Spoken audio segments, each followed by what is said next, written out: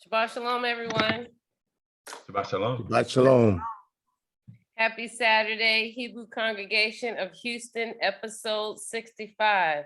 We're glad to be in the house again, glad giving Yahshua praise. We are in our Sukkot. So we know that it started on the 20th and the 21st was very important. So you should have been reading your scriptures. I know we gave you scriptures out of Leviticus 22 and 23. You know, 23 talks about all of your feasts. So if you want to know what feast to celebrate for the Hebrew congregation, for everyone, because that's what we're under the Torah, that's the Bible. It's not just Christians, it's not just Hebrews, it's for everyone. The feast is Leviticus 23. So you should be reading that and celebrating the feast of the Lord. So I know on the 21st, which was really the first full day, a lot of people were in tents and booths. I laid out my blanket. I'm not quite there yet with the with the tent and the booth. Minister Mike, I heard you earlier saying that you're going to build your tent. Okay, so he's going to be building his tent, and it's just fun with the children. So if you want to build your tent, you can. I laid out my blanket. I had my feast and my wine, and I praise Yahweh, Yahshua. And so that's really what it's all about. Is giving him the glory and the praise and recognizing. And then we know the 27th is when it ends, and that's an important day. So the 21st is very important to celebrate it. And then on the 27th, the last day. Rabbi Avshalom, you want to add anything to that? Yeah, just remember that we are not in the land of Israel, so there's a lot of leniency, I would say. Right. The main thing is that we would at least put forth some effort to recognize and to do those things. Right. And so, like you said, we're not in Israel, but we do need to recognize our feast days. And so you want to do something different. You want to, the skies are open. You want to give Yahshua praise. These are some of the days we need to start celebrating instead of those pagan holidays here in the United States. Okay. All right. So our new parashah for the week, we're starting back over the Torah is Genesis 1 through 68. So your new parashah is going to be Genesis 1 through 68. So I'm not going to say a whole lot today. Easter will be keeping it real next week. You know, I'm gonna have a lot to say next week when I hold it in. So our health is our wealth. And part of everything is your health and living better and starting to recognize that we people of melanin, we can't just take anything and everything in our bodies.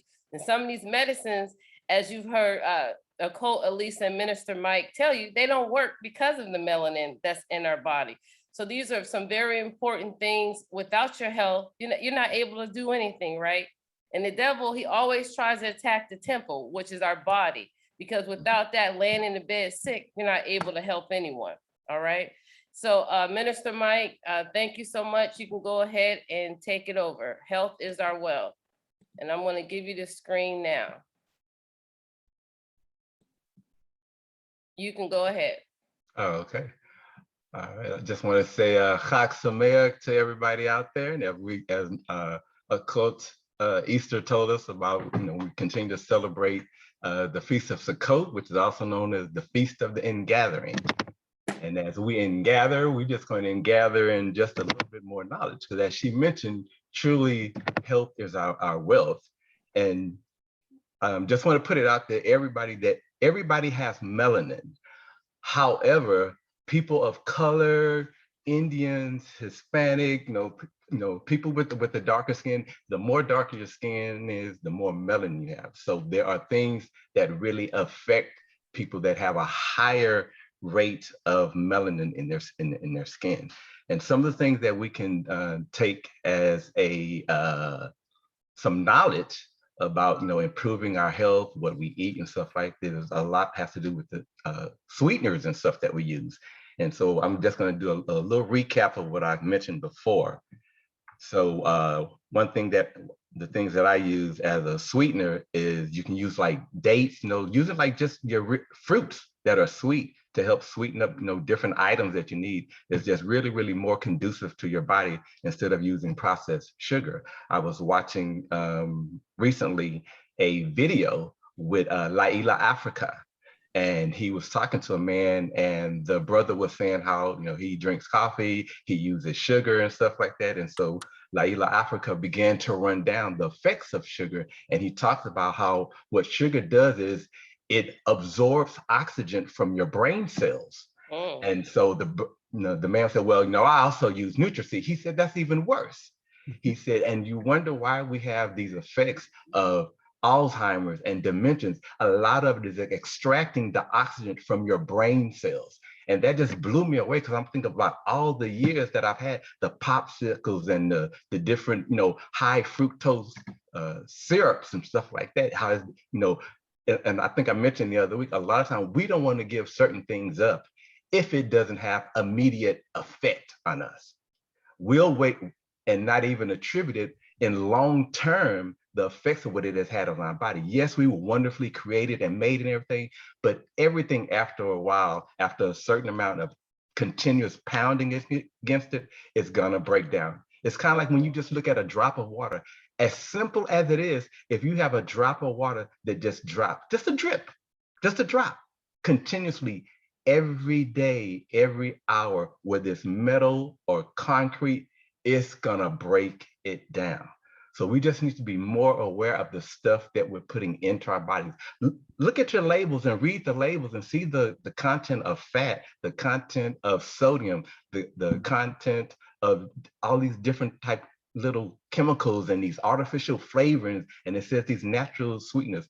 Do your research to find out what a lot of this is, because a lot of it is attributed to Alzheimer's, to ADHD, to just a plethora of ailments that we just take for granted when we see it. So first on the screen is the blue agave. I use this a lot in my challah. A lot of the challah recipes ask for sugar, but I use agave because for people that may have that are diabetic, it doesn't make your sugar level spike the way regular processed sugar does. So we can put this in our teas, use this, and that's like a sweetener instead of sugar. Right. Okay. And like I say, I use it when I'm making challah, I use agave instead of using sugar. And even if I'm making a tea, now I've just gotten to the point when I'm making a lot of the herbal teas, I just drink it straight. If I add anything to it, if I want to combat some of the taste of it, I'll add either lemon juice or lime juice. And one of the things that happens to your body when you're drinking your warm teas in the morning, that's actually what you should be doing first thing in the morning. Don't even eat breakfast. Drink something warm, because you'd be surprised how much food still has not processed through your system of what you've eaten the night before. And I tested and tried this because last year when I did a detox, the detox regimen required you not to eat before 11 a.m.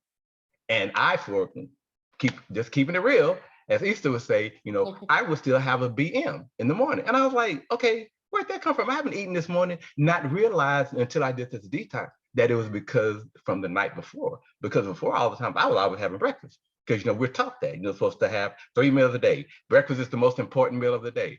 But when I've studied more about Dr. Sebi and his regimen and everything, breakfast is not something that we actually need like we think. And if you do get somewhat hungry when you're going through your transitional period to try to get to that point, have you a tea, have you a green veggie drink in the morning instead, and then wait till 11 and try this for like maybe a couple of weeks and see how your body adjusts to it. You have to do everything in moderation. Mike, can you let somebody in the waiting room? Sorry, go ahead. Okay. Thank you, go ahead. Okay. And I'm trying to see if I can get them in. Oh, here we go. Okay, so I'm gonna go on forward. Okay.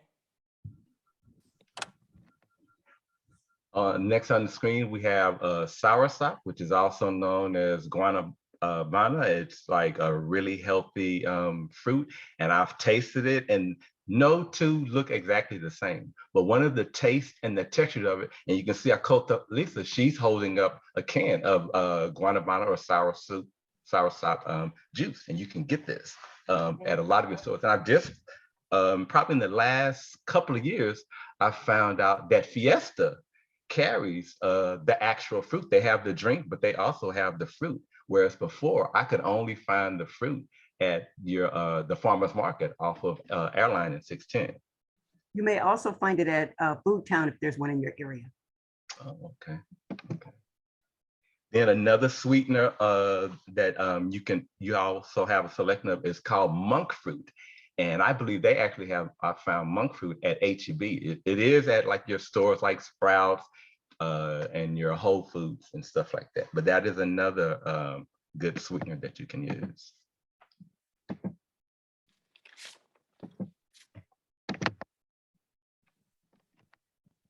And one of the teas that we covered last week was butterfly pea. It has a lot of medicinal purposes from women that have a regular period.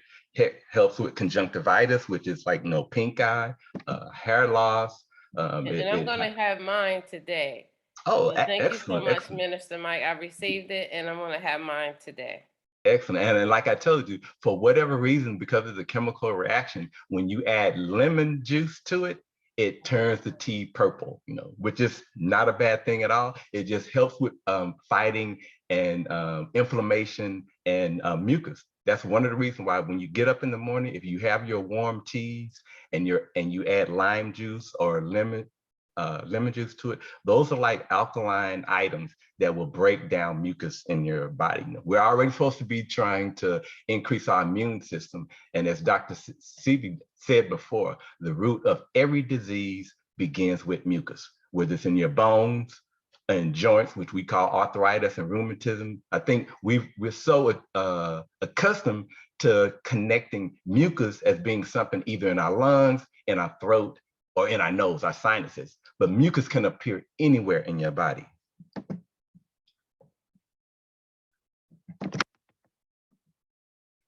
Just a few other items, helps treat dementia, antidepressant, helps with digestion systems. Because I know a lot of time, people, we have the acid reflux and stuff. And then another one on the scene is red rooibos tea, which is a native of South Africa. This is a very, very relaxing tea. I have this sometimes in the evening when you just need to kind of like wind down everything. Now, is that the second tea that you sent me? Yes, yes. Now that tea, you just put the herbs in the hot water? Yes, what I do is I'll put it just straight in. If you have like one of those tea bags or strain something, you can put it in that, put it in the boiling water and let it simmer. Okay. And if not, I put mine just in the water, but then when I get ready to drink it, I pour it through a strainer into the cup so it can collect those little particles as you see that are okay, I got circled around the cup on the screen. Okay. And it is caffeine free, so you don't have to, and low in tannin. All right, thank you so much. Another one, it helps with heart health. Once again, this is another tea that helps with managing diabetes, improves bone health, reduces allergies like eczema, hay fever, bronchitis. It just has a multiple and a plethora of different little healthy benefits to it. And it's, like I say, it's a really smooth tea. And then we looked at some of the herbs that are very conducive to women, like fennel helps relieve gas and bloating and supports breast milk. And I use fennel. I didn't even know that this was some of the benefits of it, but I was using it for a herb, like in my foods and your salads and stuff like that. And I was like, oh, wow, and they have on here the maca. I use maca a lot in my shake. And that's actually, it's good for both men and women. The maca or the black maca, it improves a plethora of performance, enhances a lot, like with your, as a nourisher, boosts libido, fertility. Where do you get these from? You can get the black maca, and we're gonna have a slide, at the end when we get to the end of the whole session. But you can get it at Superfoods Village, which is right there at Airport and 1092 or Murphy Road. If you go east of that Luby's, it's gonna be in that strip center. And it's gonna, matter of fact, I was just there yesterday. Okay. and picked up some stuff. Hey, really quick, brother Mike. The maca, my wife drinks a tea or an ingredient called matcha with the T, matcha. Is that the same thing or is that different? I think that's a little bit different. Okay. I've never seen it with that type of spelling, the maca or the black maca. I've only seen it with the MACA, unless what she has is a derivative, totally different, or if this is her first time buying it and it had a T in it, or has it always had a T in it? It always had the T in it every time I've Okay. seen it. Yeah. I'll have to check that one out. Okay. Do I was like, you I know don't what know. one of the benefits of it is? What's that? Of the one that she drinks? Oh, I'm not sure. I think she just likes the flavor, honestly. Oh, okay. Yeah. Okay. And you know, we'd be surprised once we start getting more into our body, into a healthy environment. We have to understand when your body is acidic, the first thing that especially before your blood is going to go that route, it's going to drive any area that may be alkaline. So one of the first areas that your body is going to start trying to pull away to make your blood alkaline is your oral cavity. So if it does that, then your taste buds are going to change. So when your taste buds change and you're in an acidic state and everything that's really supposed to be good for you and everything, it's not going to taste that good. Because now your taste buds are acidic and you're going to crave like your sugars and all these other things, that you're so accustomed to having. And then when you have something healthy and you drink it and you taste, you can because one of the ladies that I met years ago, 2017, when I did a transformation, she said the first 2 days when she tried this green drink, she said she could not stand it. It was bitter, it was nasty. But she said on the third day, it was like her taste buds changed. And me, when I first tasted it, I loved it. It's a power shake. I can't remember if I brought some to Aliza and Rabbi before, but I think you know what? I think I had it sent to them, and I absolutely loved it. It wasn't bitter and it had like a whole host of stuff from moringa to chard, a lot of organic vegetables in it, and berry and apple and stuff. So I think all of that helped with the flavor. We'd just be surprised since we're so consumed on taste, we can make healthy stuff taste good if we just do our research and add things to it.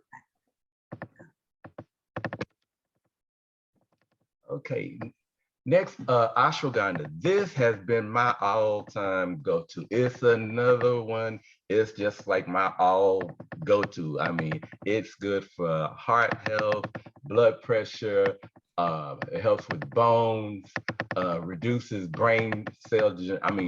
Ashwagandha, that's just like at the top of it's right up there with sea moss for me. When I run out of ashwagandha, I'm like, okay, I got to give me some more. I got to go get me some more. And this is one, depending on the form, you can get it in a powder form, you can get it in dried root form. When you get it in the powder form, you can make like a smoothie or a shake out of it. You get it in the dried root form, you can make it in the form of a tea. Dandelion, that helps with kidney, with liver, bone health, inflammation. And you have to realize a lot of the foods that we eat, because of the chemicals that are put in it or the way that it's processed, it causes inflammation in our body. And when we start having like digestive problems, or we're having joint and soreness and stuff like that, our bodies are inflamed, So we need to have a lot of antioxidants, anti-inflammatory foods or drinks and stuff that's going to help counteract that. And these are just some of the many teas and stuff that can probably help with your situation. And then Burdock Root, that's like one that's really a good blood cleanser. A lot of time when people are doing a detox, burdock is one of the top of the list that's suggested that you take. And it's good. It actually stimulates your lymph And we need to pay attention to these things, everyone, because these are all natural items that he's giving you instead of taking all that medication. Right. Some things you can try. Exactly. And it's I always like it when you get it better in a natural form, whether it be straight out, the seed, or the plant straight itself, whether it's dried or powder, as opposed to a capsule. And I always suggest that if you get like a certain thing that's maybe in powder form and you don't like the way it mixes with your tea, as far as like the taste or your smoothie or your shakes, You can go to Sprouts and probably some of your other health food stores, and you can get these veggie caps. And so you become like your own apothecary. You just add the powder or whatever it is into the capsules, and then you just take it like that, like a vitamin, and you don't have to worry about the taste. If that's something that, you know, affects how often or if you're going to be consistent on consuming it. You know, there's ways around if you don't like the way something tastes that's healthy for you. So I never knew that you can buy the capsule and put these powders in there and make your own medicine. Yes. And matter of fact, I would suggest going on Amazon, because when I've gone to Sprouts, there's a hit and miss whether they got the veggie caps, because they got the gel caps, but we try to stay away from the pork thing. So the veggie caps just seem like they're always out. So I actually went on to Amazon, and instead of me getting like this little 3-4 inch bag from Sprouts, you get almost like a gallon size freezer bag of veggie caps for almost the same price, but it has probably like about 1,000 caps in it. So I've had like the bag I have for months, So and we just have to be willing to take that extra style, that extra mile, because, and think about it, you are worth it. You are worth it. You're worth the cost. You're worth going that. You are worth it. Another one that's really, really high now, especially with the pandemic and stuff, that helps fighting with inflammation. And it has like 92 different minerals that our body requires 105 of, is sea moss. It's right now, it's almost hard to keep in the stores. And a lot of your other suppliers, it helps with hair, with nails, with weight. Me and my mom, we drink this like every day. We add it in the smoothie. A buddy of mine that Aliza and Rabbi know and had met, he makes it and he actually sells it, but you can now get it at Superfoods. They have it in gel form. He used to have it in the powder and the dried leaf, but now that's just hard to get. So he's been getting like the real thing, and they make the gel there. But a lot of people, that's what they want, the gel. I didn't know anything about that gel when I first came into sea moss last year. So I was getting the powder that he had, but now he's unable to get that, and he's very picky. I've bought some before, and I made it into a gel by putting it in the blender. Okay. So I washed it off. I washed it off pretty good. Right. You kind of like wash it and let it soak. I'm on my second bottle now, and I put it in my smoothie. I put 2 tablespoons every morning into my smoothie, which is right here. And it's very good. And if I get a chance, I'll give you the results of what's happening in my body. Yes, I talked to one of my mentors, and she said when she took it from the first time, she said immediately her body had a positive reaction to it. And she said it like gave her energy. It helps with your thyroid, your metabolism, and when you listen to Dr. Sebi talk a lot about it, it's almost like you cannot overdose on sea moss. You just can't, your body can't have enough. So that was a plus to me. But I'm like, sure, you want to do everything in moderation and just do it consistently, maybe for a few weeks or even 90 days. Give yourself 90 days and see how your body responds and how it changes, because sometimes you may need to moderate, like you may need a little bit more, or you may need a little less.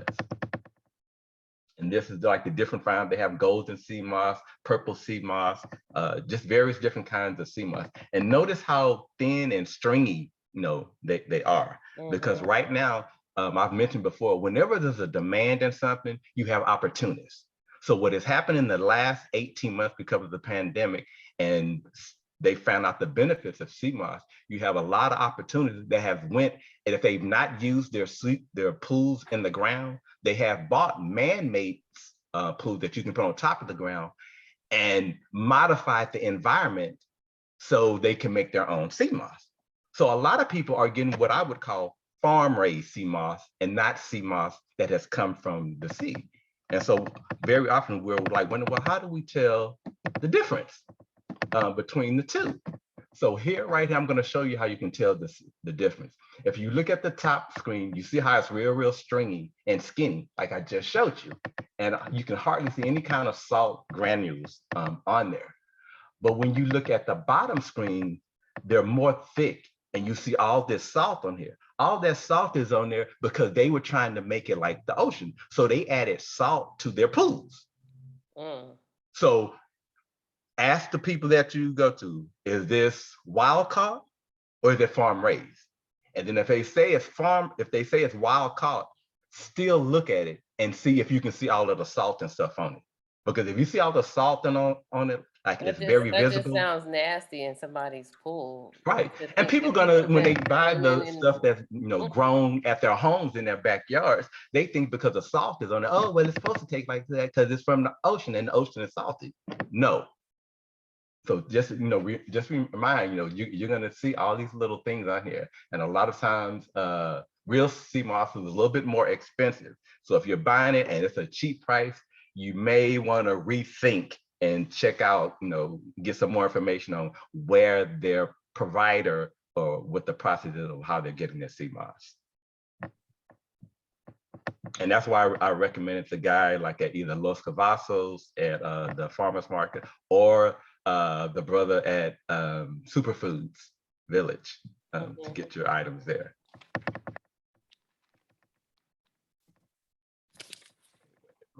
Okay, here we go.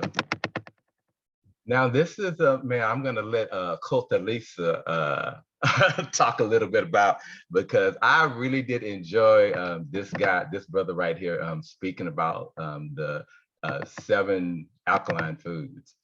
You may want to check him out on YouTube. I happened up on him and I enjoyed listening to him. He's got some relatively new ones as of a day or two ago, but he talks about having the 7 foods that are good for removing mucus from your body. His name is Ralph Smart, and the link on below, you can check out his website there. He is very good. He's very down to earth about what he has and what he knows, and he'll tell you straight out what everything that he talks about, what it does, where he's getting his information from, his documentation, everything. Next slide. Now, as you know, we've been talking about nutrition, and that's very important, but you also have to consider, and I remember you saying something about your water. You want to be cautious about your water. Your water should be at a level of 9.5 or higher. I've understood or have heard that you can get 10 point alkalinity water in Oklahoma, I think it is, but you may be able to, that's been some years ago, so you may be able to get it find to somewhere here in Houston.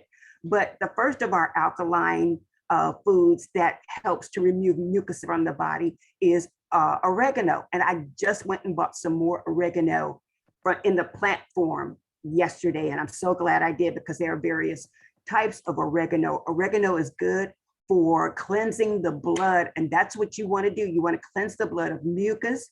It has the highest antioxidant rating. It has 42 times the rating of apples. So this is a very good herb to have. We all use it in our seasonings as seasonings for our foods and different things, but you can put it in a smoothie. You may not think so, but you may want to try it in a smoothie. Next one. That's good to know. I would have never thought about oregano in a smoothie, but I've had some health drinks at Whole Foods before, and I remember they added like a pepper, and it was like kind of spicy. It was cayenne. Matter of fact, they put cayenne in the smoothie. Because I know cayenne is also good. Okay, that's good to know. And with the water, as you say, anything that's above 7 pH is alkaline. If it's below that, it's acidic. So I get a lot of my water at a place called Water Tree. They have 7.5 to 8.5. They have an 8.5 to 9.5. And as Coach Aliza mentioned, they have a 9.5 to 10.5. Some people have to gradually work their way up to that level of pH with waters, but water is just so important to our bodies and the type of water. And not all alkaline water is equal. Just saying. Exactly. You'll find may I say something quick? Sure. Also, there's a test strip that you can get to check the acidity in your body, your pH in your body, and that's important to do. So you know where you're starting from. Right. Exactly. And then you can find those, some of those you can find, that's what I was going to mention. You can find some of those in your pet stores, or if you may go to a super store, you may be able to find it there. And that way you can test the alkalinity of your water. And so you can see many times you can just boil your water for a certain length of time, let it cool, and then test it if you like, or that's much cleaner, because you'll find that the water towers that used to be outside the grocery stores, they get their water from the city, from the big water tower. And that's, you think you're getting healthy water, but that's not. Right. So test your water, see what your alkalinity is.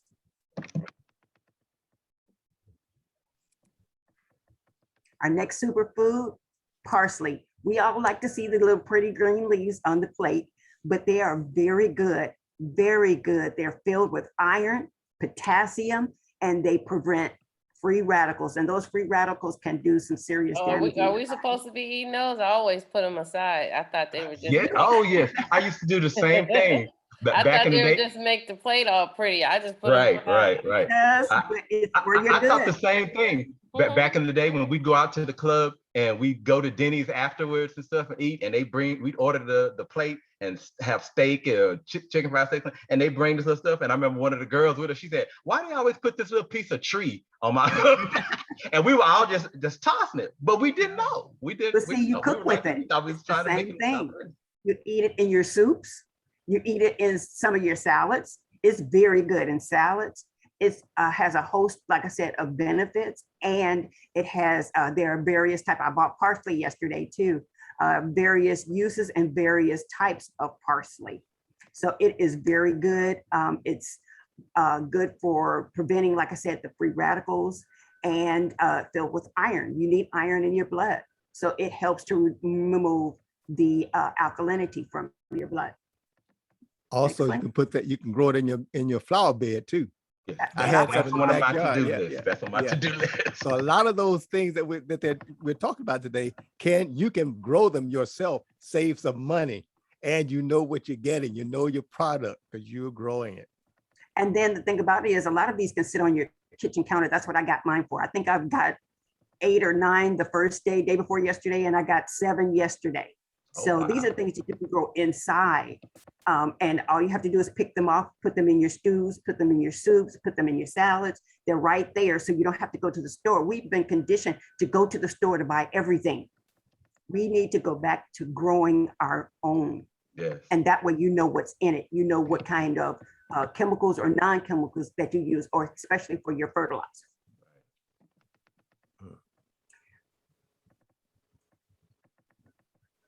You guys like lime, they are very good. They are high in vitamin C, very high in vitamin C. The alkalinity is not acidic, and it's a very good antioxidant, another fruit for removing mucus from the body. It has magnesium, potassium, vitamin C, as I said, zinc, and copper.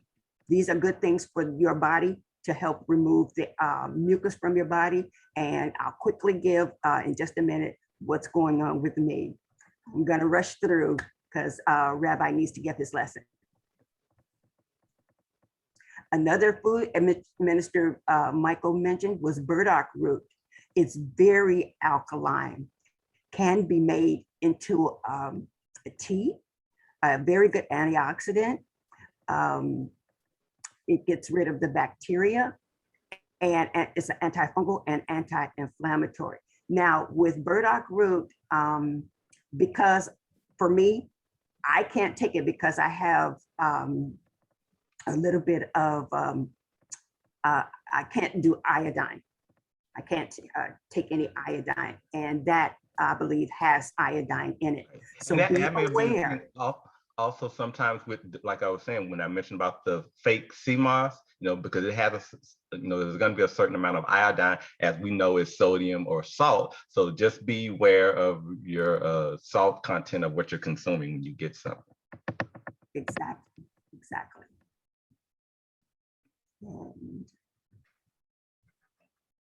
The next one is watercress. And we've been talking about watercress for a while. I first tried it. It has a different taste. To me, it smells like mint. And I tried it the other day. I put it in my salad and I put it in my smoothie. It was great. It changed the taste of my smoothie just a little bit, but that let me know that I had put it in there. It's very good. You can see all the benefits of it. It removes toxins from the body.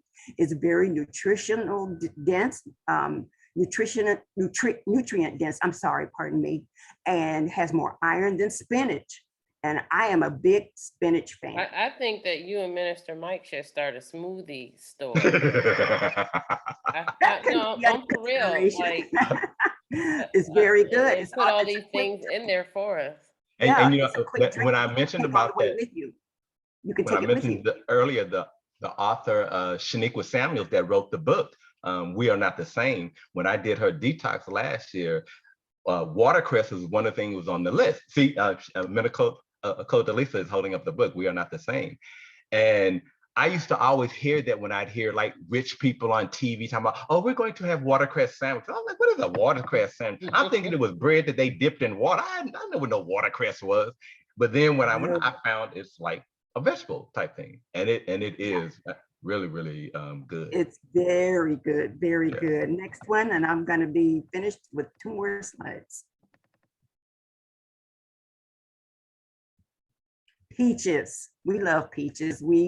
I think my father-in-law had a peach tree. I'm not sure. He may have, but these are very good, high in vitamin C, potassium. They regulate the fluid levels in our body. You didn't know that about peaches because I didn't know that about peaches. They regulate the fluid level in our body. They remove toxins from the body as well. So this is another superfood that will help to remove mucus from the body. And we'll go to my last one, and I will. And I was going to say, mention that one of the best ways to hydrate yourself is when you're having those watery fruits, juicy fruits like peaches and watermelons and stuff. And when you're doing watermelons, see if you can start consuming your seeds, because those seeds in watermelons, they're rich in magnesium and in zinc. And right now, you know, that's going to also help with your immune system, is zinc and magnesium. And save your seeds if you can. You can try putting them in paper to dry them out and then put them in the freezer or in the bottom of the refrigerator. They're very good. And Minister Michael mentioned this as well, is the Soursop. That's what the fruit looks like. And here's the drink. You can go to the store. They have it just about in every store now where you can drink. It's not very sweet, which was important to me. And it doesn't contain any false additives to it, only the fruit. So you're getting the sugar or the sweetener from only the fruit. It's very good. And I am done with that. And we'll talk later about what's good in my life. We're gonna hand this back into our illustrious host, Occult Easter, so we can get ready for some Torah. Well, thank you so much. The health is our wealth, and I'm waiting for this. I have the name of y'all smoothie shop. It's going to be Kingdom Smoothies. Instead of King Smoothies, it'll be Kingdom Smoothies. So let that marinate in your spirit. So your health is your wealth. Thank you, Occult Aliza and Minister Mike.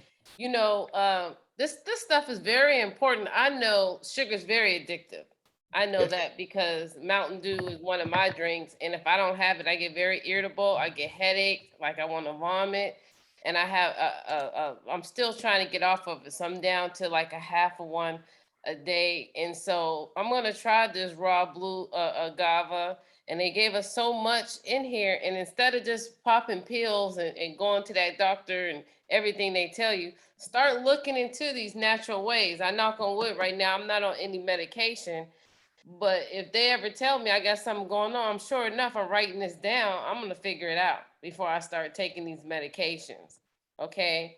That dandelion root, I was looking at that too. That has a lot of benefits to it. Yes. Uh-huh. And you know, a lot of that stuff used to grow in our backyard. I used to play with dandelions and, Exactly. and they have dandelion greens, you know. And then a quote Aliza talking about Ralph Smart. I'm going to be watching that too. I've lost 3 pounds, which people probably think ain't a big deal, but it's a start. And I've been, I still got my water jug here, and I got my tea, my honey. Jerry made my tea this morning, so he doesn't know I have the blue pea. I'm gonna go ahead and start teaching him how to make that for me. Awesome, awesome. So you may want to try this book. You've seen it on Facebook, the advertisement for it. I finally got it. You will be surprised that some of the weeds in the backyard are edible and very nutritious. Those that go in your driveway, those of you that have a driveway, those are edible. But we have the lawnmower man come and whack them up. Yeah, But I get mad in my driveway when I see that green coming. I'm like, they need to get this too, right? Check the book out. There's an offer on her page where you can get the CD and other things, but I got it, just the book, and you would be surprised at the remedies that you have already. What's the name of the book? The Lost what? The Lost Book of Herbal Remedies. Okay. Her name is Nicole Apelian, Apelian. You'll see it on Facebook. Mm-hmm. Her ad comes up. They're sharing this information because they care about you. They have this information. They're taking their smoothies. They're doing it already. They're just sharing this information so that you have it. So you can work on your nutrition. So you can work on yourself. Rabbi Avshalom, he's spreading the word. He's telling you your feast so you can enhance your life. Easter Keeping Real, I'm telling you about public issues that we're thinking that we haven't addressed so we can talk about it. And so that's what the Hebrew congregation is about. Minister Griff, he tells you, he preaches too. Where we come from, the Igbo tribes and different things, the slave trade. He showed pictures in the past. We're doing these things because we care about you. Your health is your wealth. Your knowledge is your wealth. Talking about issues that's going on in our community as well. Okay? So we're sharing these things because we love you. And that being said, it's time for our word. Our great Rabbi Avshalom, I'm going to say, and Minister Mike has gave us prayers. He's gave us Hebrew words. And I'm going to say the Hebrew prayer right now, the blessing over the Torah. Bakaratata Andanai, Elohinu, Melakai Olam, Asher Kindushenu, Bama Mista, Vista Vanu, La Asok, Beduvar, Bedure, Torah. Okay, so Amen. Blessed are you, Lord our God, King of the universe, who has sanctified us in his commandments and commanded us to engross ourselves in the word of Torah. Amen. So he's taught us this. And so that is your education. Go to another level. You know, we learn these songs and we learn all this American commercials and all this stuff. Let's learn the word of God. Let's learn the word of Yahweh. And I guarantee you blessings will happen. This is a very holy month we've been in. We celebrated our Rosh Hashanah, our New Year, our Yom Kippur. We're in our Sukkot. Yeshua was born in this month, so it shouldn't surprise you on why we have a lot of celebration in this month. It's a very holy month. If you're struggling, which you probably are, because I know I'm struggling with some things because there's a lot of attacks that go on, but there's a lot of blessings. You can clearly see Yahweh and Yeshua working in your life and that things just move out the way that come to hinder you. And then you start praying about it or come to tempt you. You start praying about it. He literally moves those things out of your way. Absolutely. I've been experiencing it. Okay. And so, Rabbi Avshalom, you can go ahead and take it over so we can go ahead and get our food, the word of God. Well, shalom, Shabbat shalom, everyone. Indeed, again, an increase. I mean, use the word increase to be here discussing Torah. It's a shame. It's been said that it's a shame for two people or two men to come together and not speak about Torah. It's, so we're here, and there are more than two men here. There are men and women, and we are discussing Torah. All right. So I'm not necessarily teaching you anything because most of, I believe that you all have been around long enough and have studied Torah enough to be well versed in Torah. But what we're doing is we kind of reaching for the finer points, right? And so we're again, we're in this season and we are moving forward in our new year with our New Year's resolution, right? To get closer to y'all. Okay. Quote Easter, I just want to say that you have a natural vernacular for Yehud, the word of Yehud, not Hebrew, Yehud, the way that we say it, okay? Because we speak different. So yeah, I enjoy that. I enjoy that. Well, thank you. I be trying to just do the best I can. Yeah. Well, guess what? When I read the Torah off the scroll that I have, you'll see that it is not the same. Okay. When you speak Yehud instead of Hebrew, it's a little bit different. Okay.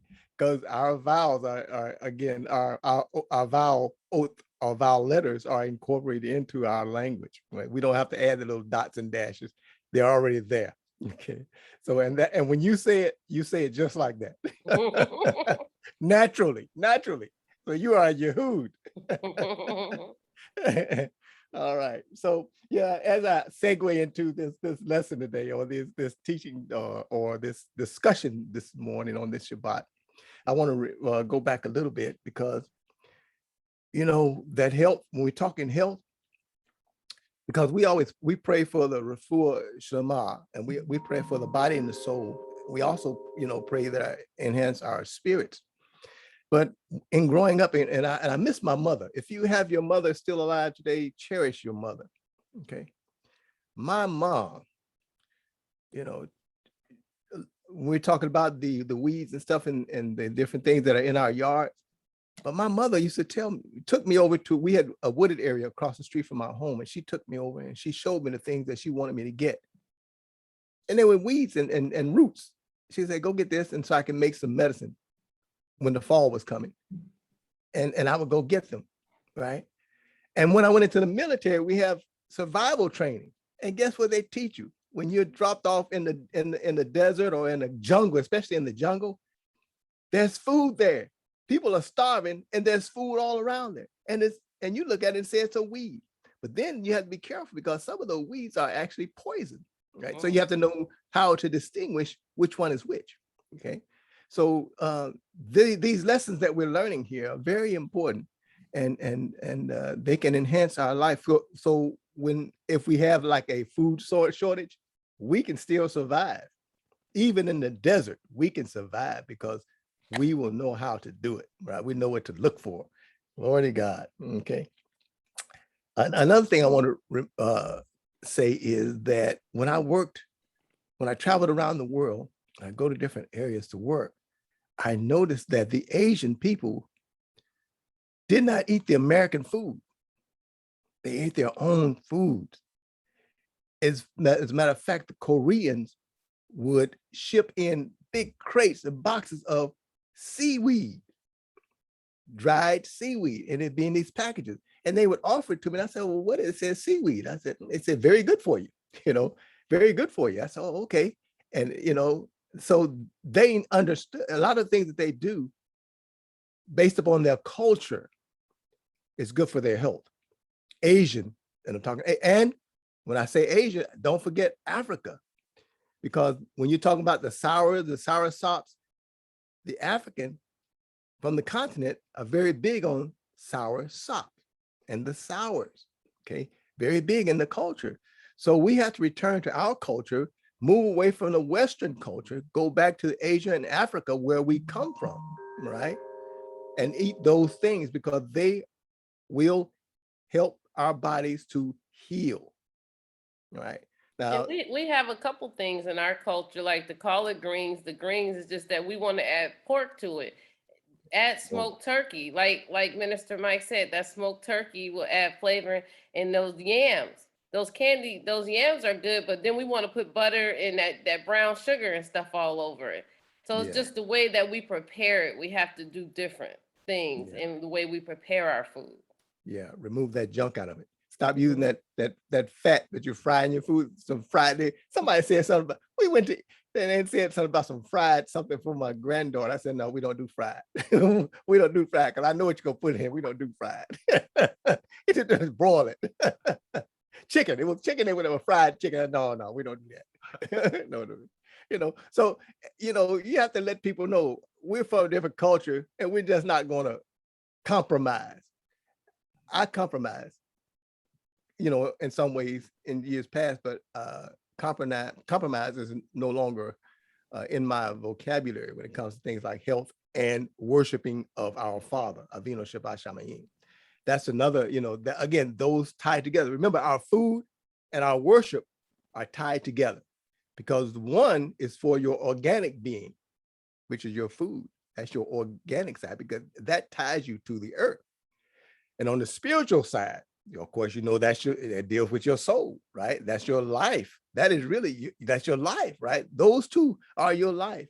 And so we need to really, really be cognizant of the fact that we are different people, especially because we're attached to Yah, okay?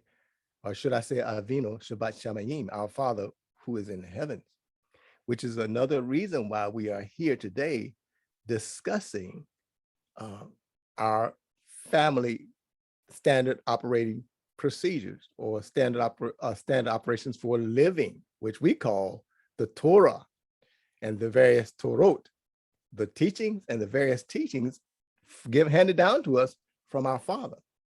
So on last Shabbat, we discussed, I believe, we discussed Sukkot, moving into Sukkot. But there was something I wanted to really speak about, and I want to do this quickly so that we can move forward. And that was when we did, it was Yom Kippur. We talked about Yom Kippur. There was something that I think I left out. I'm not sure if I did or not. I don't think we discussed the scapegoat at all. Did we? Did we discuss it? Could anyone tell me? Did we? We did not. What's the scapegoat? When at Yom Kippur, they would have two goats, right? They would bring these two goats. And this is without going to the scripture. You can go in and it's there. But and I need to look that for you. But you did tell us how they would let one go. They let one go, right? You did go into that. Yeah, okay, yeah, good. So we can discuss. Scapegoat, I wasn't thinking of GOAT. Okay, but go ahead. But yes, you did go into that. Okay, yeah, okay, good. Because we talked about the transference of the blessing, right? Transference of the sins, right? Upon the head of the one. So we read that story. Let me see. We read a story in the book of Luke, chapter 23 and 17. I know we didn't do this, so I'm gonna do this real quick. And Luke chapter 23 and verse 17, very quickly.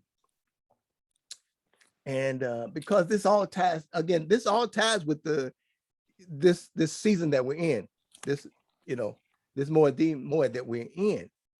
And I'm trying to find Luke, I'm looking at this on my computer. I have my eSword open and I'm trying to get to it. So Luke 23 and 17. 23 and 17, yeah. Okay, that reads, for it was necessary for him to release one to them at the feast. Now, when you are when we're in church and Christianity, I know that the pastors or preachers, somebody preached this before, right? And who do we tie that? Did we tie this to? Did we give the illumination of Yeshua in this? Have you ever heard that? Because remember, the story is that at this time of year, they would release somebody, right? You know the story about Barabbas? Yes. Mm-hmm. Okay. So Luke 23, think about this. Now, this is, when you go back to Leviticus chapter 16, verse 5 through 22, that's the story about the two goats, right? And it's at the feast of Yom Kippur. It's at the day of Yom Kippur. So when you read Luke 23 and 17 from now on, remember, you have to go back and tie it with Leviticus chapter 16, because that's where it comes from. All right. So it says, for of necessity, he must release one of them unto them at the feast. What feast are they talking about? They're talking about Yom Kippur. And he says, and they cried out all at once, saying, away with this man and release unto us Barabbas. That's your scapegoat. And that scapegoat is called, does anybody know what he's called in the Hebrew? Codalisa saying yes. What's it called, Codalisa? She don't want to say. Go So ahead. I'm trying to pull it out of it because I know it's there, right? I know you got it. I know it's there because we've been in church all these years, right? Right? What, And I preach Sacrificial lamb. repentance? Is it the sacrificial lamb? No, the one that I'm talking about, the one that goes now. Yeshua is the one that they lay their hands on and they put him on the tree, right? That's your sacrifice, right? That's your sacrifice. But there's the other one, and they call his name Azazel. Yeah. Oh, yeah. Am I right? Yeah. Right? Yeah. Well, he was sent to Azazel. Okay. Well, let me show you something about that. That's not true. The word Azazel means where the goat goes. Okay. Where the goat goes. That's what it means. Azazel means where the goat goes. It doesn't mean Azazel as the spirit that caused men to go to war and taught them about weaponry and stuff like that. No, it was to mean that he was set free. So just like Barabbas was set free in Luke, this goat was set free in the beginning, showing us what was to come in the future concerning the Mashiach and us today. Okay. I thought it was kind of unique, even when you look at Barabbas, the name, and you break it down, Barabbas, the son of the father. So they were crying out, release the son of the father, without not even knowing it. Barabbas means son of the father. And so, here it is, you got the son of the father that they're holding, but they're crying out, release the son of the father. Yeah. See, and so, but yeah, and so that's very interesting because people say that, well, now I'll put it this way. Some rabbinic teachers have said that they let the goat go, let the goat out, but he was thrown off of a cliff. That again is not untrue. He was set free to wander. It says wherever the goat goes, and a goat is very sure-footed. Have you been and watched National Geographic? You see the goats up on the side of the mountains. They don't fall down the mountain. They walk down. Right. They're very sure-footed. Yeah. So all these things that people teach us, we have to be very aware that we need to research it and find out what is true, and which is another reason why it's important for us to at least have a working knowledge of the Hebrew language. All right. Because you can go back, and because a lot of the words have many different translations or translations of the words. It may mean, in other words, it may mean many things. But in this case, it's where the goat goes. Okay, Azazel. Okay. And so just know that. So when you read that story again in the New Testament, and it's talking about in Luke, chapter Luke, you know that it came from where the priest, okay, and the Mashiach, the innocent one, the anointed one, right? That's what that goat represented, the anointed one. And he would in the future, right, be given up for us. And take about it. Now, again, there could be a lot of argument and debate about that, whether one man can take up on the sins of many. But again, if you read the Torah, an innocent man oftentimes gives up his life for the many. Okay. So you can see that actually it does happen, and it is relevant, and it is a true teaching. Okay. And so again, and it's all verifiable in the scripture. So now let me, as a matter of fact, I'm actually into the teaching for the day. In this, I said the parashah for today, which was actually Exodus chapter 33, which is, we're doing this in preparation for the 27th, which is the last day of Sukkot, Tabernacles.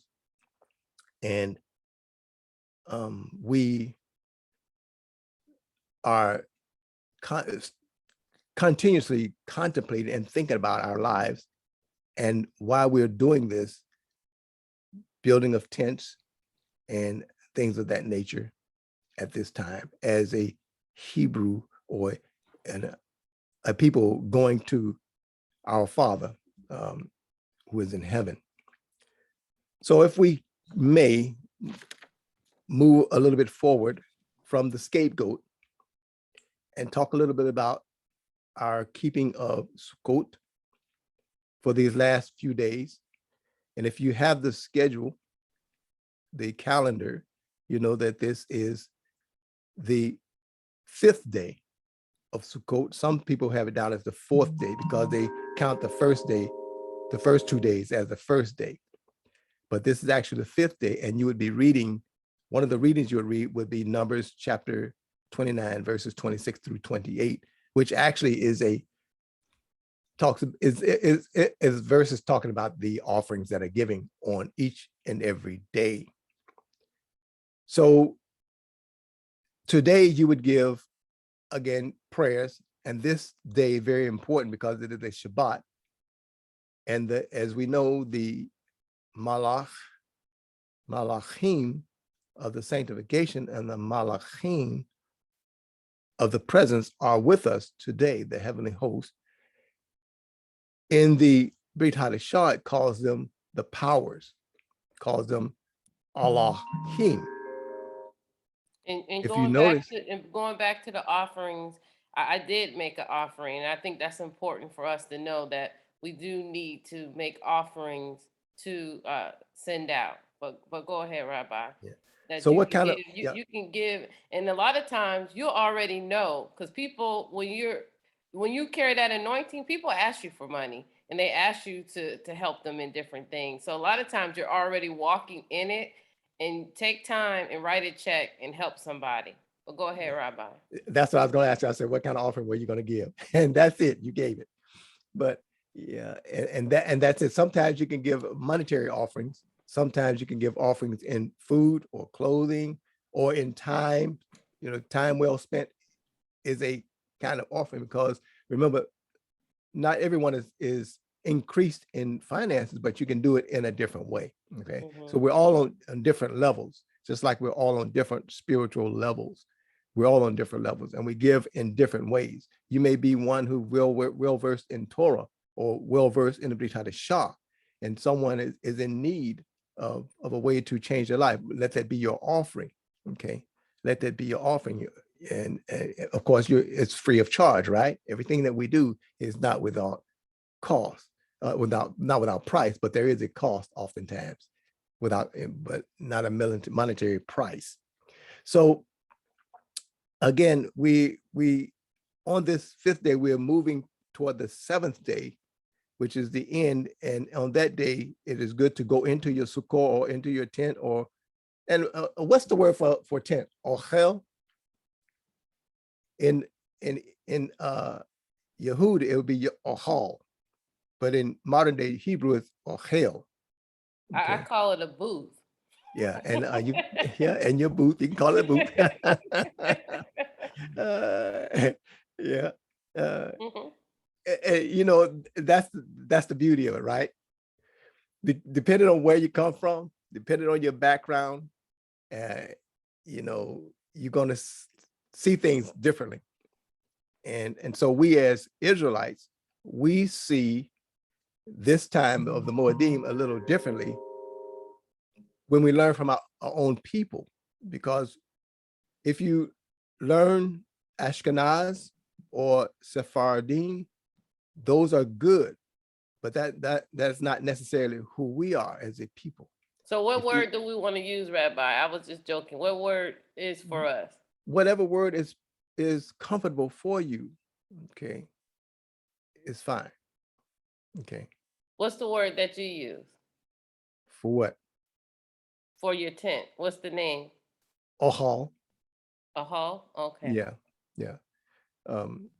But that's the Yehudic pronunciation. Okay. The Ashkenaz pronunciations, Ochel, and okay, it's the same as Sephardi as well, I believe, Ochel, because they put the vowels in, whereas we don't use the vowel points in Yehud. Remember, I'm not saying Hebrew, I'm saying Yehud, which is a dialect of the Hebrew language, right? Yehud, from the tribe of Judah, from southern Israel, you would speak Yehud. Okay. Hey, Rabbi. So really quick. So I've been, on Hebrew Pod and trying to learn the language a little bit. But where would I learn the language from? Where would I go to learn the language from that perspective, rather than the more Ashkenaz or Sephardic perspective? I have I know where you can get a very basic. It's from what is her name? Hold on, give me just one moment, please. Just one moment. Let me. Her name is.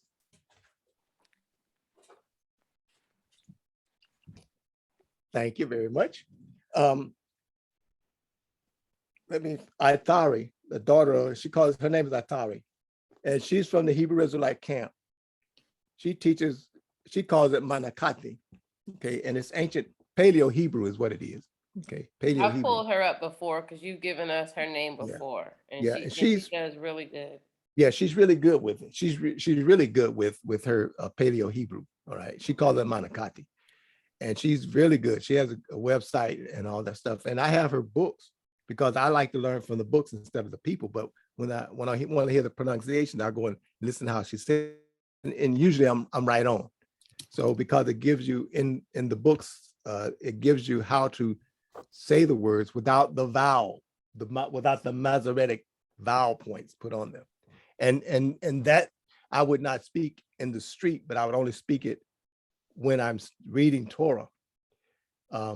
So actually, can I share screens with my other screen? I want to share my screen if I can. Okay, use the other one. Yeah, I'm glad you asked that question, Brother Griff, because I want to share my screen for just a moment so you can see it. And again, this is the time for it, right? It's not, we don't have to stick to a script when you're studying scripture, because this is scripture. This is Torah, right, that we're learning. And so I'm glad you asked the question. Okay, you have it. I can share with you a little bit, okay, okay, there it is right there. All right. Now you see my screen, right? And you see my yes. Okay, and you see the English right there, right? Mm-hmm. So let me go back to, I'm just going to go back to Genesis chapter 1, because I like to always start at Genesis 1. I like it whenever I'm going to introduce, because that's how, okay. So that's our new parashah, Genesis 1 through 68. That's right. That's starting on what day? Shemoneh Esrei. We start that on October 2nd. October the 2nd, right? So this is where you're going to be reading on October the 2nd. Okay, so now you can see my screen. Yeah, good. All right, so I'm going to switch over. Now you see it in English right here. In the beginning, God created the heaven and the earth. Mm-hmm. Okay, so now I'm going to go to my Hebrew. All right, so now you see it, no vowel points. It's not Paleo Hebrew, but it is Hebrew without the vowel point, which is what it's almost the timing that you would see on a Torah scroll, but the Torah scroll is a little different because it has the different power, and you have to really learn how to read those. And I have a trainer for that. And by the way, the people that you see reading the Torah scroll, the Jews that you see read it, they had to learn how to do it. All right. They had to learn how to do it. And so you can learn how to do it. So I just want to read this a little bit. From the Yehud. Okay. A lot of it is the same, but Barashit, right? Barashit, Bara, Alayim, At, Ashamim, Aot, Aratz. Okay. So you see with, and if I do it with Bereshit bara Elohim et Hashamim Aot Haaretz, that's more of the Ashkenazi or Yemenite pronunciation, but ours is Barashit, no vowel points, Bara. When you go to Israel, when you look at the buildings, this is what you're going to see, right? No vowel points, right? They don't have vowel points. And so they teach you the Masoretic text so you will automatically say it with those vowel points. But in Yehud, the way that I learn it, Yehud, there are no, the vowel is another, it doesn't change. The pronunciation of ah does not change. So it's bara, right? And the shim is going to stay the same. And the yud or the yed, we say the yed is going to be, is a vowel, okay? And the tu, you call it a tav, we call it a tu, it's a T sound, yet, but a sheet. So it's bara sheet, right? Bara, right? Same, no vowel points, but the ba is the ba. That's the way it sounds, ba, ra, right? Which is a head, and ah, the head or the man or the bull. Ah, that sound does not change. So it's bara and ah, not L. But how do you get L out of ah? You can't. You can't. It's ah all the time. It's a what we call the oath of it's a powerful oath. It's a vowel letter. It doesn't change in Yehud, in the southern Israel. So it's ah lamed or lamed. About the H is what they say. How do they say H in the he? We call it a ball. That sound is an R sound, a ball, and it is a vowel. It does not change. The R ball does not change its sound. So you have the R law, after the L is the law, and then im, because that doesn't change, but the im and the mem at the end of the word.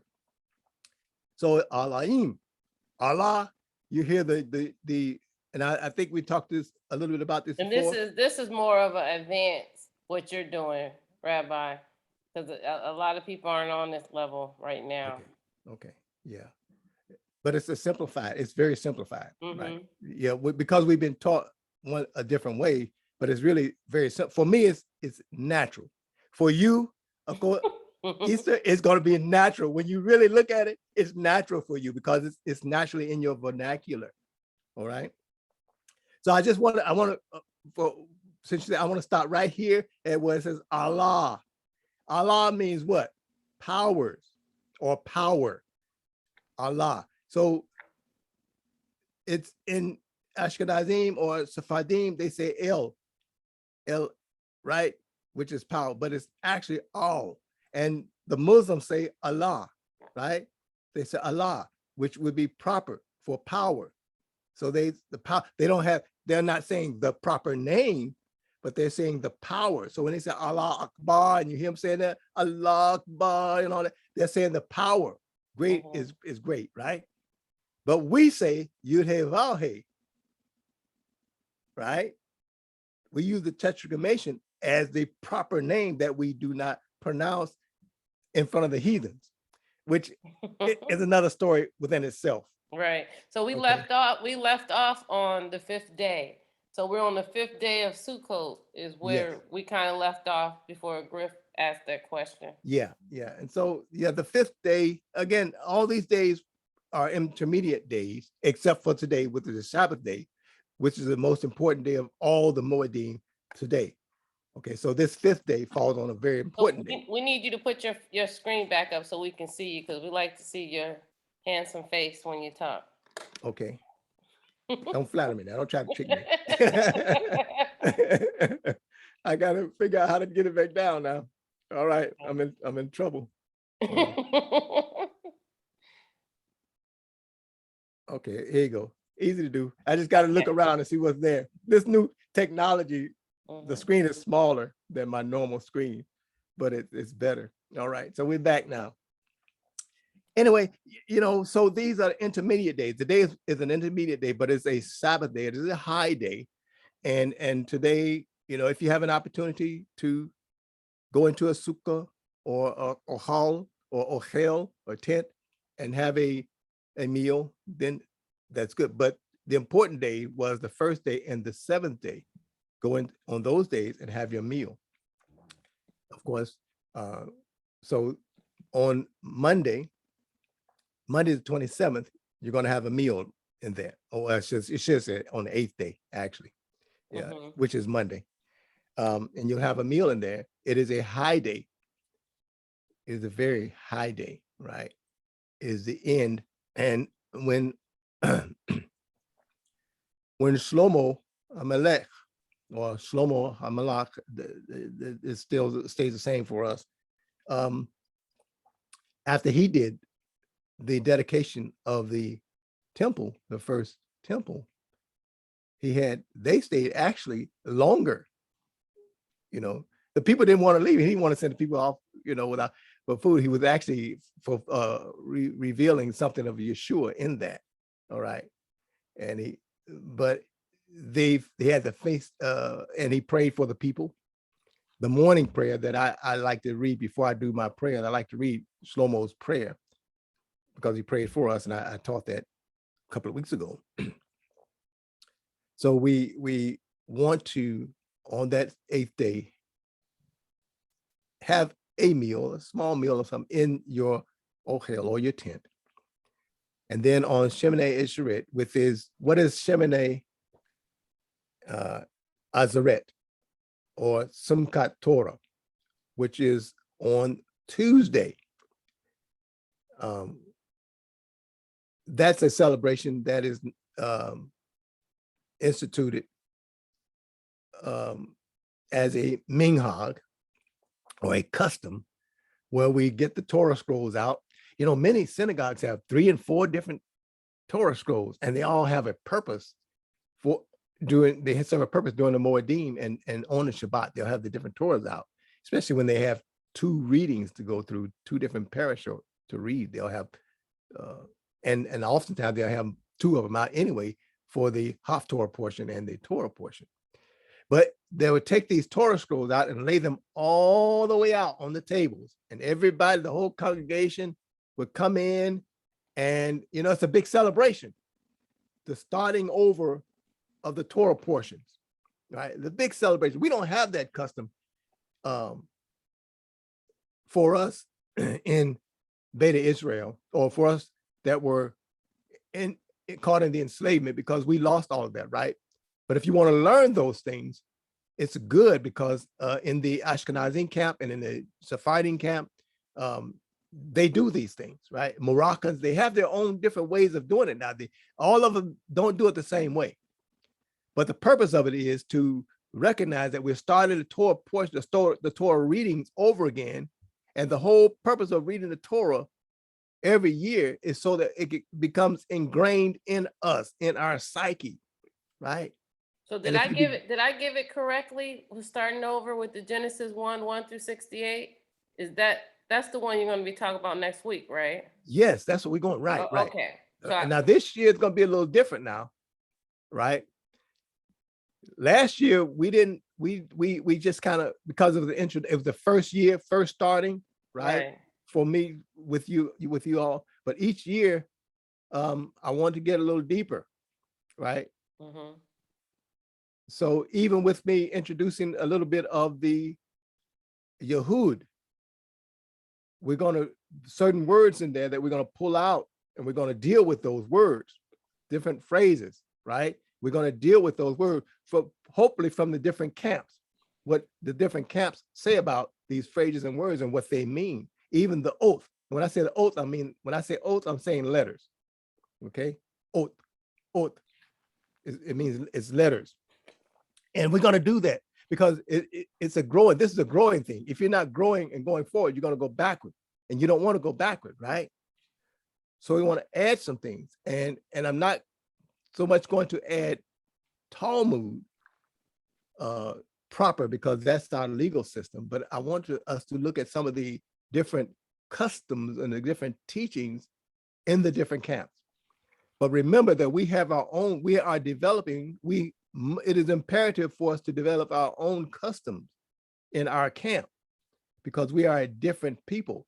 And even though we are what we call African Americans, we still have a different culture from our brothers in the continent of Africa because we are a unique people in that we are as if we were dead, as Minister Griff would say, and these dry bones are coming back to life.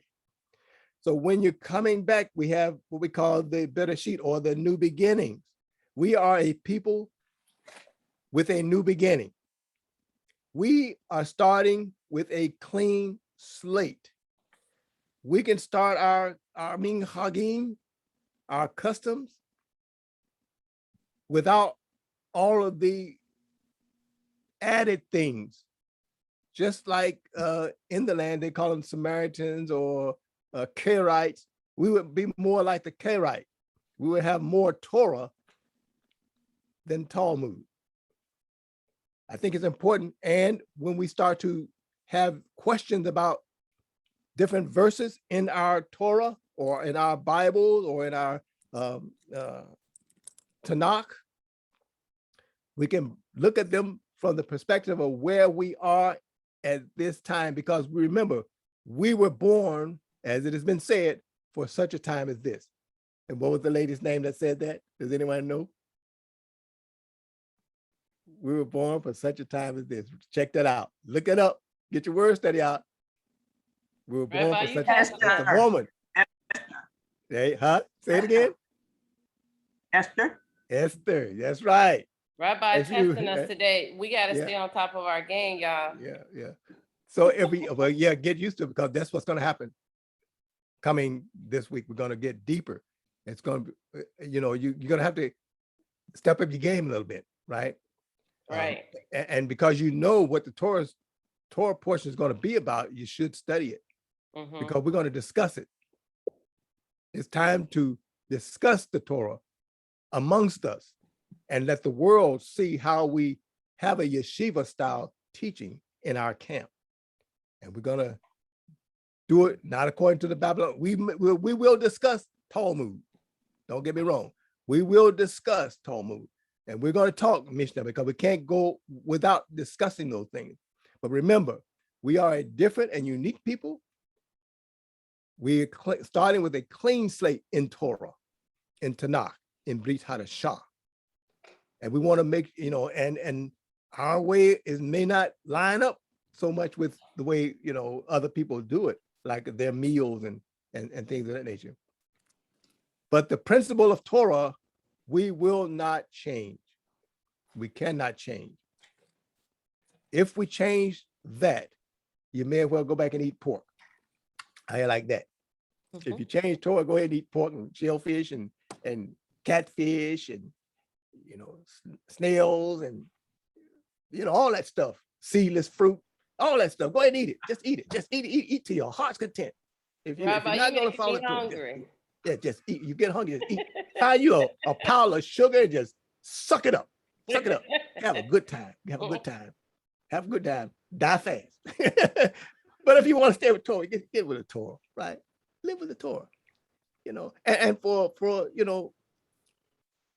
you have to have a love for people, right?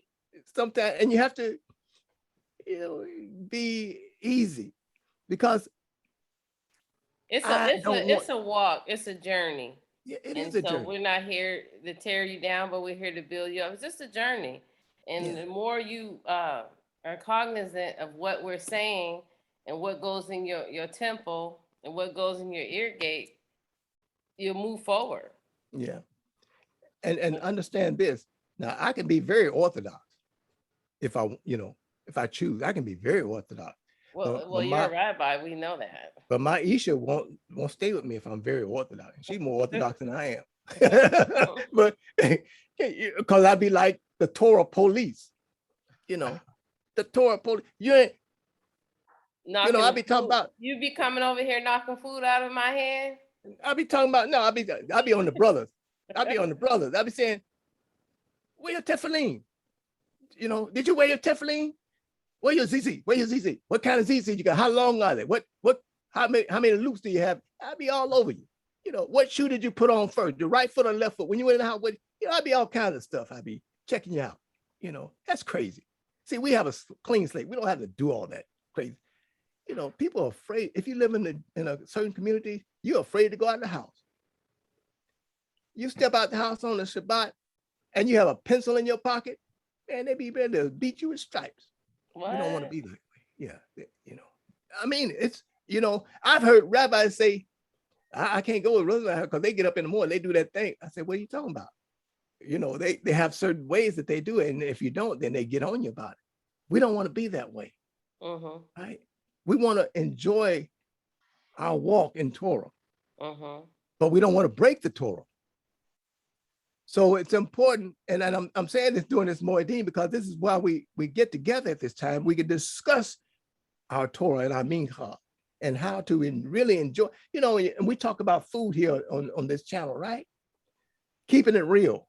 Easter, keeping it real. We're talking about food and how it ties to your spirituality and your life, your longevity in life.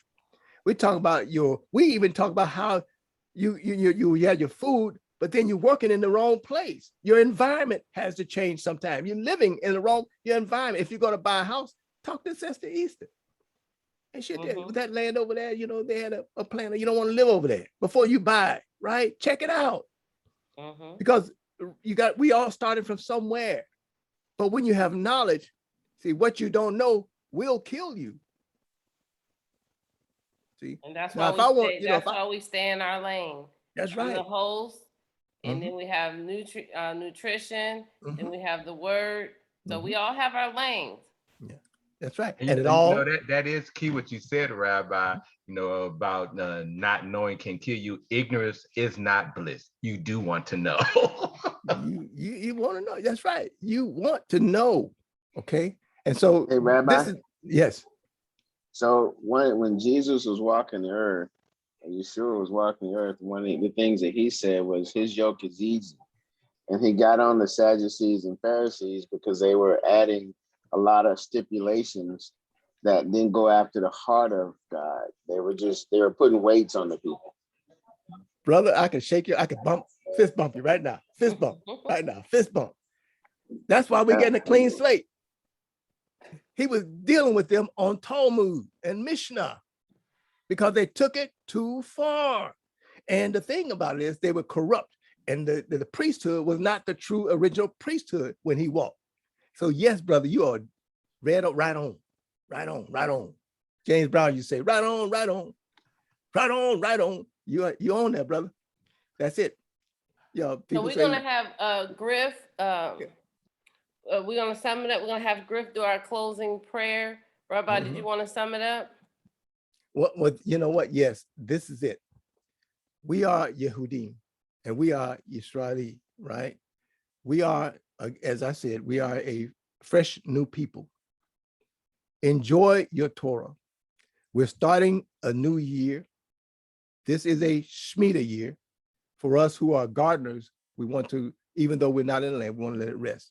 But again, a Shemitah year is a time for us our bodies, right? The earth is being cleansed. We are tied to the earth. We are Yisrael. Israel is the land of the people. The 7th year, Ma'isha is going through a cleanse. She's doing a body cleanse, a full body cleanse, just like the earth. Says she is in tune. So this year is a time to cleanse your bodies, your spirit, and your mind in preparation for the new planting season so that your crops will be plentiful. in the new season. And during this time, the Most High, our Father, will sustain you for this year if your heart is in Torah and in Him. In Him we live, we move, and we have our being. All right. This is our Shemitah year. Resting our body from the junk that we've been eating, resting our mind from the junk that we've been taking in, resting our mind from the people that have been destroying us with their ways and customs. Let's separate ourselves and be that new people. Okay, that new people. All right. So that's why I want to stop right there. New beginnings for the sheep. New beginnings this year. Amen. Thank you so much for that word, Rabbi Avshalom. You've gotten the word. You've heard about your nutrition. Minister Griff had to run off. Minister Jerry, did you want to do a closing prayer? Are you able to do it, or I can do it? I'll do it. That's fine. You ready to do it now? Yes, Okay, Father, we come to you in the name of your Son, Yeshua, and the Holy Spirit. We come to you asking you to bless these people and bless your word. Father, you said you look after your word to perform it, and heaven and earth will pass away, but nothing in your word will fall short. And your word will uphold the universe. Your word upholds all that we have, Father. And you made everything through Yeshua and by Yeshua and for Yeshua. Father, we love you. We thank you for the shedding of your son's blood that we have life. And Yeshua said he came that we may have life and have it more abundantly. We thank you for blessing our bodies and blessing our minds and blessing our spirit and our soul. Father, we give you grace. We give you glory and honor, and they all belong to you. We thank you in your son's name. Amen. In Yeshua holy name, we thank you so much, Minister Dismeat, for that prayer. Rabbi Avshalom, he's been with us, makes a year on September the 5th, 2020. He's been given this word for a whole year, him and his beautiful wife, Aliza. Minister Mike has been here. He's given us our Hebrew words. He's been going into nutrition also. You have it here. You can go on YouTube and look it up, all 65 episodes that we've posted. We ask that you share. We look forward to seeing you next Saturday. We love you. Remember, your Sukkot is on the 27th. You want to have your dinner, as Rabbi Avshalom has told you. Have your dinner.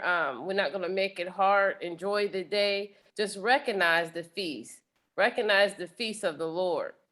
You know, that's what we have to do. That's where we're at. That's how we move forward. We've awakened. We know our identity. The last part is moving forward to recognize the days. And this is for everybody. So we can start getting to that. That's a start. It wasn't by chance. He started in September, our holy month last year, that Yeshua placed him here. Nothing's by accident. Nothing's by mistake. Just try him. And we promise you, it'll enhance your life. Teach your children. That's the main thing, your fruit. You're held accountable for your fruit. And if you're saying, hey, I don't know what my purpose is in life, well, that's your purpose. That's your purpose, to teach your fruit, if nothing else. We love you, and we'll see you next Saturday. Shalom. Shalom. Shalom. Shalom. Oh. Shalom.